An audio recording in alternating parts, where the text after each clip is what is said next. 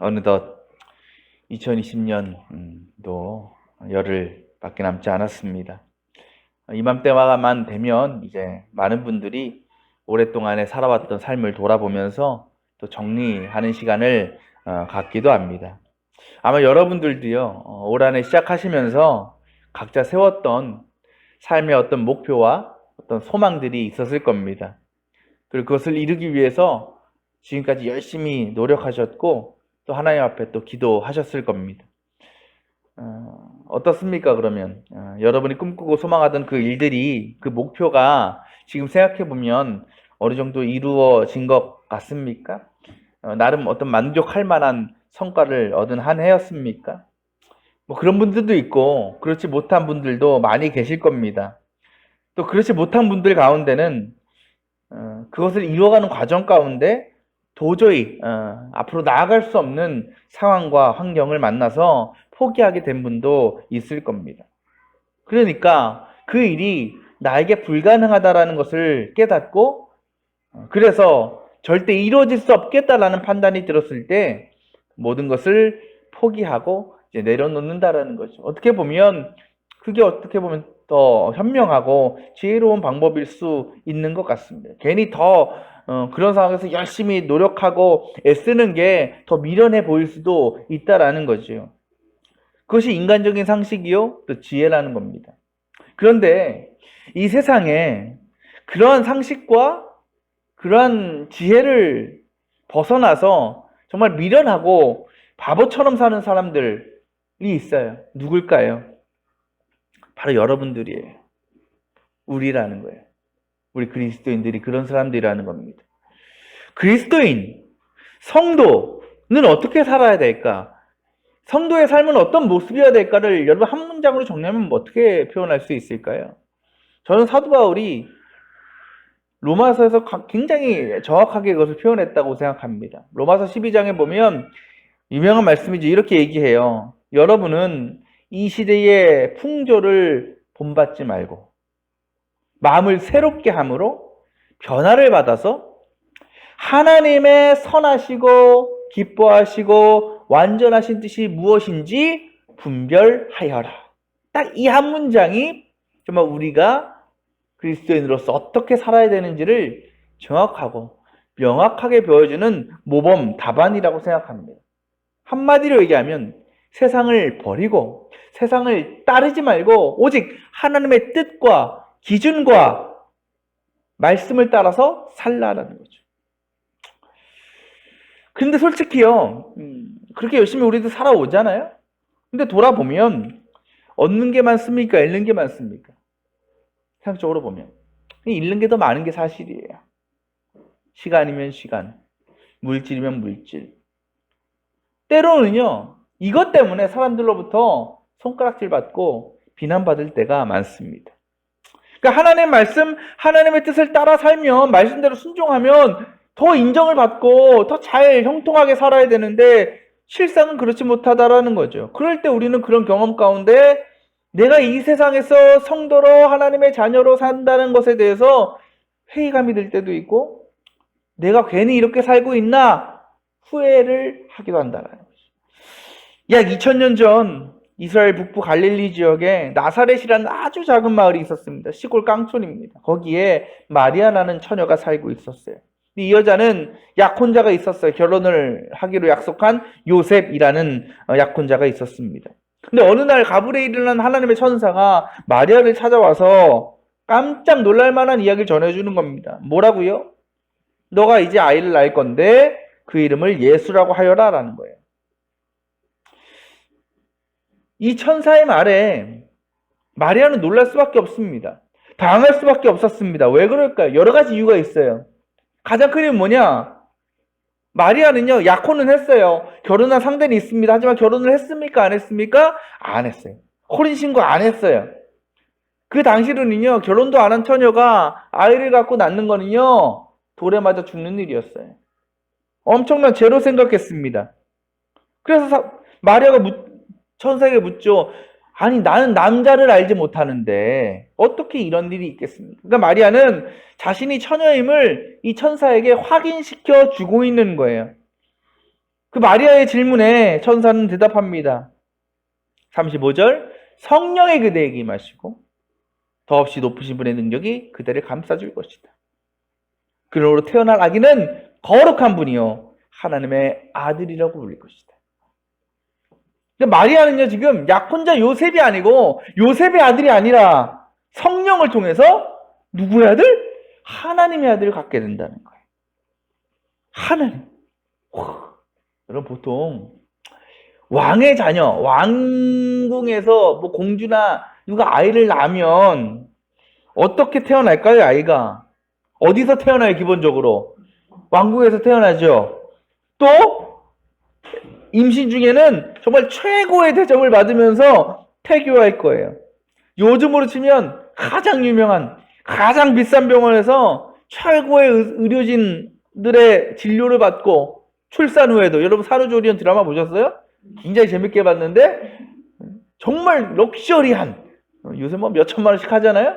그런 산후조리원에서 조리를 받고 몸을 회복할 거예요. 한 나라의 왕의 자녀도 그럴 텐데 이건 누구의 아들이야? 하나님의 아들이에요.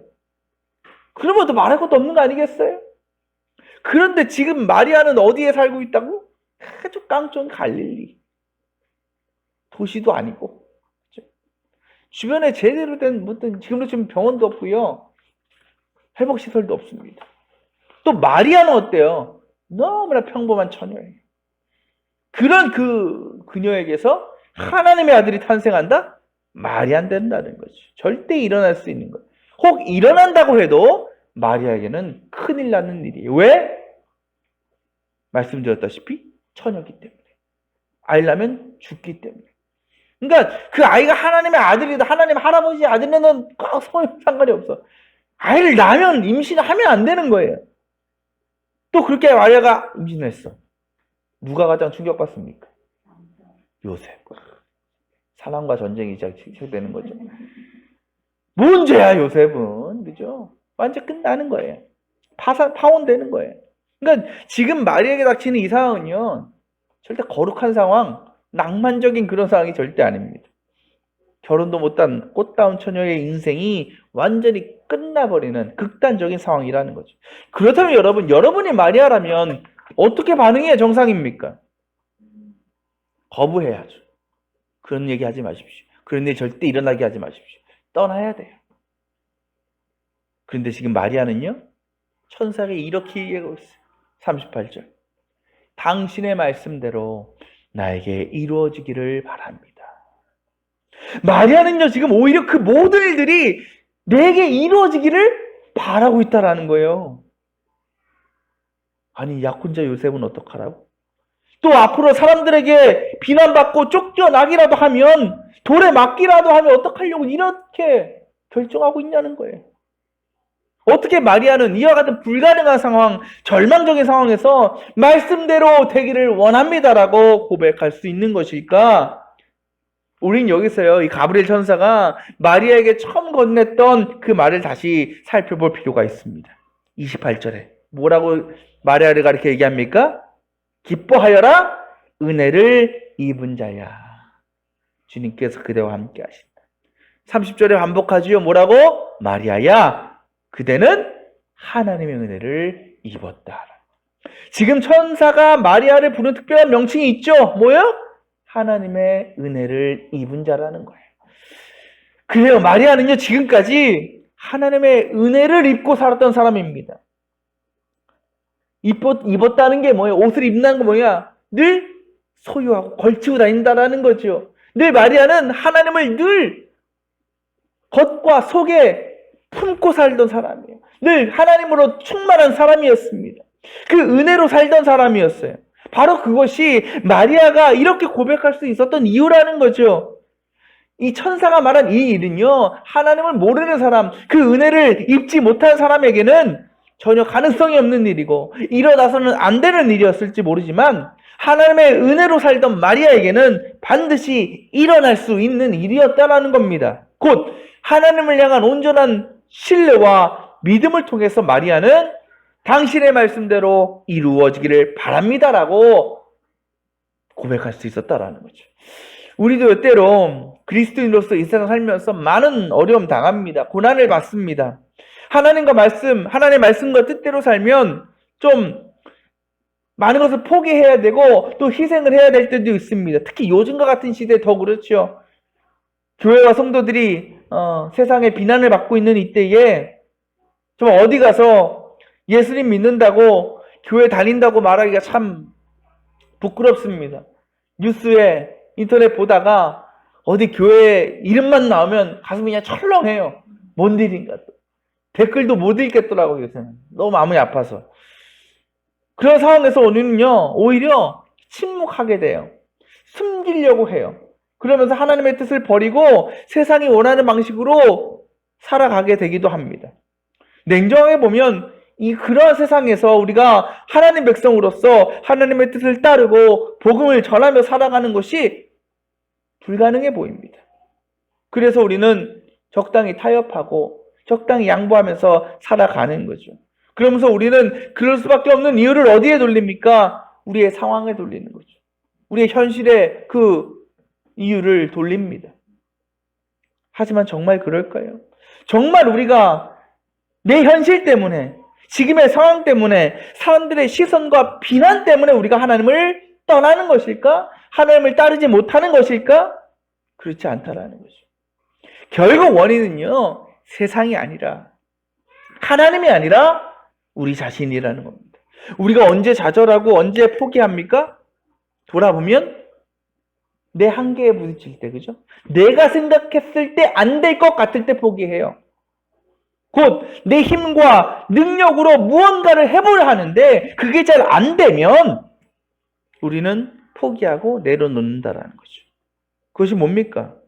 인간적인 기준, 인간적인 방법으로 뭔가를 하려고 하면 우리는 쉽게 무너질 수밖에 없고 어려움에 빠질 수밖에 없다라는 겁니다. 그런데 우리가 그 상황에서 무엇을 통해서 된다 안 된다를 판단해요? 말씀드린 것처럼 당장의 상황들, 눈앞에 보인 현실을 보면서 모든 걸 판단해요. 우리는요 너무나 연약한 존재예요. 인간은 왜? 멀리 보지 못해요. 당장의 상황, 당장의 현실만을 바라보면서 그것이 전부라고 생각하고 판단해 버린다는 거예요. 그래서 내가 가는 그 길에 아주 작은 걸림돌 하나 있으면, 아주 작은 벽 하나 있으면 안 돼. 갈 수 없어. 포기해버려요. 우리의 신앙도 그렇지 않습니까? 우리가 늘 하나님 뜻대로 살겠다고 입으로는 얼마나 고백합니까? 하지만 잠깐 스쳐 지나가는 사람들의 시선, 사람들의 비난, 그거에 주눅이 들고 그거에 두려움에 빠져서 아예 더 가볼 생각도 하지 않고 그 믿음의 길을 포기해버린다는 거죠. 오늘 마리아에게 닥친 이 상황은요 너무나 좋지 않아요. 남편에게 쫓겨날 수 있고요, 죽임당할 수도 있는 위험한 상황입니다. 하지만 마리아는요 그런 상황에서 가브리엘을 탓하지 않았어요. 자신의 상황을 탓하지 않았습니다. 지금 눈앞에 보이는 당장 닥칠 어떤 고난과 어려움에 실망하거나 포기하지 않았습니다. 언제나 하나님의 은혜를 입고 있었고 그 은혜를 알고 있었고 그 은혜로 살았던 마리아는요 그 순간에도 나에게 하나님의 은혜가, 동일한 은혜가 나타날 것이다라는 것을 분명히 믿고 있었다라는 겁니다. 그런 마리아는요 절대로 하나님의 뜻을 내 뜻에 맞추려고 하지 않았습니다. 그 일을 위해서 하나님 이 상황을 바꿔주세요, 좀 변화시켜 주세요라고 기도하지도 않았습니다. 하나님의 약속과 말씀이 그저 온전히 나에게 이루어지기를 마리아는 간절히 원했다라는 거죠. 왜? 하나님의 은혜를 알기 때문에. 그 믿음이 있기에 모든 것을 맡기며 순종할 수 있었다라는 겁니다. 그리고 하나님께서는 그런 마리아를 통해서 절대 일어날 수 없는 일, 불가능해 보이는 그 일, 천의 몸으로 성령을 통해 하나님의 아들 예수 그리스도를 이 땅에 태어나게 하시는 놀라운 역사를 이루셨다라는 거죠. 37절에 가브리엘이 마리아에게 이렇게 선포합니다. 우리 한번 볼까요? 뭐라고 얘기합니까? 시작! 하나님께는 불가능한 일이 없다. 믿으십니까? 하나님께 불가능이 없어요. 곧 하나님께는 실패가 없다라는 겁니다. 그리고 그 하나님을 믿고 하나님의 자녀된 우리들에게도요, 불가능한 일은 없어요. 우리에게도 실패는 없습니다. 왜? 우리 모두가 어떤 사람들이에요? 은혜를 입은 사람들이기 때문에. 여러분 모두는요, 하나님의 은혜를 입고 사는 사람들이에요. 곧 우리는 그 하나님의 은혜를 떠나서는 살 수 없는 존재들입니다. 우리가 일하고 먹고 마시고 잠자고 심지어 우리가 숨쉬는 모든 순간이 다 하나님의 은혜 안에 거하는 시간인 겁니다. 여러분 가운데 그 하나님의 놀라운 은혜가 늘 함께하고 계심을 믿으십니까? 그렇다면 그런 우리를 통해서 반드시 고백되어져야 하는 것이 있습니다. 그것이 뭘까요? 오늘 마리아의 고백. 하나님의 말씀대로 나에게 이루어지기를 바랍니다. 라는 거죠. 지금 당장은 어렵고 힘들어도, 지금은 앞길이 보이지 않는 것 같아도, 도저히 나아갈 수 없는 상황 같아도 그 모든 삶의 순간 속에서 하나님께서 자신의 뜻을 반드시 이루신다는 믿음, 확신을 우리는 늘 품고 살아야 되는 거예요. 특별히 요즘 같은 코로나 시대에 어떤 분들이 그렇게 얘기해요. 코로나 전염병 하나님이 주신 것이다. 인간의 죄로 인해서 하나님이 벌 주신 것이다. 저는 절대 그렇게 생각하지 않습니다. 그냥 인간 때문에 생긴 병이죠. 하나님이 의도적으로 우리에게 주신 게 아니라 그냥 우리 때문에 이렇게 생겨난 거예요. 하지만 그럼에도 불구하고 분명한 것은 이 코로나 시대 속에서도 이 시간도 누구의 시간 속에 있다? 하나님의 시간 속에 있다라는 거죠. 그 말은 뭡니까? 그 안에 하나님의 뜻, 하나님께서 이루시는 계획들이 반드시 있다라는 거예요. 우리가 그것을 믿으면 우리는 우리의 삶을 통해서 불가능이 없으신 그 하나님의 능력을 경험하고 누리며 살 수 있는 겁니다. 대강절 마지막 주일입니다. 하나님께서는요, 자신의 생각과 뜻을 내려놓고 오직 믿음으로 순종하면서 모든 것을 하나님께 맡긴 마리아를 통해 인류 구원의 역사를 시작하셨습니다. 그 주님은요, 지금도 동일한 방법으로 세상을 다스리시고 일하고 계십니다. 그리고 그 일을 완성하시기 위해서 우리를 부르신 것이고 우리에게 은혜를 내려주셨고 그 은혜로 우리가 순종하면서 살게 하신 겁니다. 우리의 구주로 이 땅에 오신 그 주님을 기억하는 이때, 그리고 언젠가 다시 오실 주님을 기다리며 살아가는 이때에 우리 모두가 그 하나님의 은혜로 살고 그 은혜로 순종하며 살겠다고 결단할 수 있기를 바랍니다. 그럼 우리의 신앙과 삶을 통해서 하나님께서 불가능해 보이는 이 세상과 사람들을 변화시키고 구원하시는 그 일들을 조금씩 완성해 나가실 것입니다.